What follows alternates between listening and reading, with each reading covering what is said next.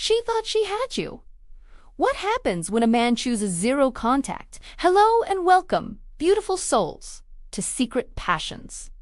I'm so happy you're joining me today. We're diving deep into one of the most powerful and often misunderstood acts of self-love, the decision to initiate zero contact. She thought she owned your attention. She believed you were hooked on her words, her promises, or even her perfectly timed silences. But the moment you chose silence, the day you stepped away completely, she felt something she absolutely despises: the loss of control. Stay with me, because what we're about to uncover can fundamentally reshape your romantic life and restore your sense of inner power. And before we go further, tell me in the comments below, have you ever tried the zero contact rule?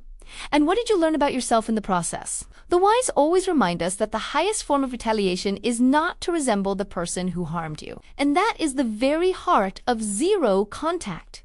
It's not a game or a manipulative tactic. It is a profound declaration of self-worth, a quiet return to your dignity, and a silent, unshakable reclamation of your inner sovereignty. In this conversation, you will discover the real, hidden reactions of someone manipulative when their source of emotional supply or attention, your presence, your energy is completely cut off. We'll explore their psychology, their vulnerabilities, their defense mechanisms, and most importantly, how you can remain grounded and strong when they inevitably try to pull you back in. The initial quake, the silence that crushes them. When a manipulative person suddenly faces your zero contact, their first reaction isn't usually rage. No, it's a quiet, crushing wave of panic. This panic is often invisible to the outside world because they are masters of wearing a mask. But in reality, you have just touched the very core of their operational system: attention. A manipulative individual feeds on emotional energy,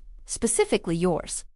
When you go silent, you aren't just withholding messages. You are severing their primary source of nourishment. Imagine it. You were the well, and they are suddenly finding themselves in a desert. This shock is just, they thrive on knowing they occupy space in your mind. Your silence, therefore, becomes the most profound threat they can face. They fear the void. Your consistent, calm lack of response communicates something terrifying to them. I am choosing myself over the chaos you provide. This is the moment their carefully constructed reality begins to crumble, testing the edges, the boundary probes. Once the panic subsides and they realize your silence is real, they shift into the next phase, testing your resolve. They will deploy the boundary probe. This might come as an innocent-sounding message: I hope you are well. Perhaps a sentimental photo, a fleeting shared memory, or sometimes even a message of absolute, chilling indifference, all designed to see if you will take the bait. This stage is absolutely critical.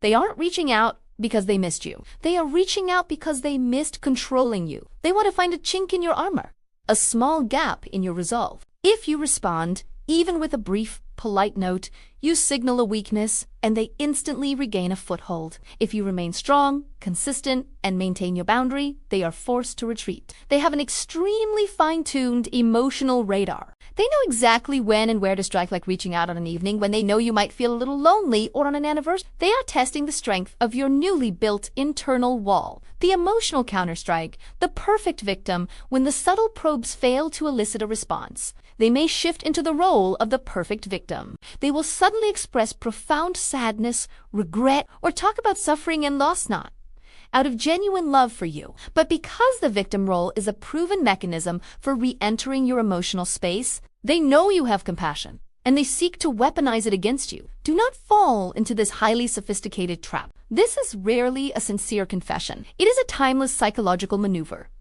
Your silence is not an act of cruelty. It is the genesis of your rebirth. It is the beginning of wisdom, allowing you to rise above the drama. By staying silent, you are declaring that you choose your own peace over managing their predictable emotional storms. You are protecting your peace. The mask drops, the storm of fury. When the victim persona fails to draw you back in, the mask often shatters, revealing their true frustration and anger. This is when you see their authentic, unrestrained self. They will begin to blame you for your absence. They will accuse you of being cold, indifferent, or selfish. This is their final, desperate, emotional card, their last attempt to say, return to me, because I am losing control. This moment is often the hardest because their anger can be sharp, calculated, and aimed precisely at your deepest insecurities. But if you hold firm, a profound shift occurs within you, a powerful sense of liberation. You recognize that the storm was merely an illusion they used to cage you, and zero contact has now revealed their true nature. The revelation is that anger is a function of their loss of control, not a reflection of your worth. The great release, moving on to a new supply. This is perhaps the most brutal phase, but it is also the most liberating for you. When they realize you are truly not returning, they turn their attention elsewhere, never out of love, but out of necessity.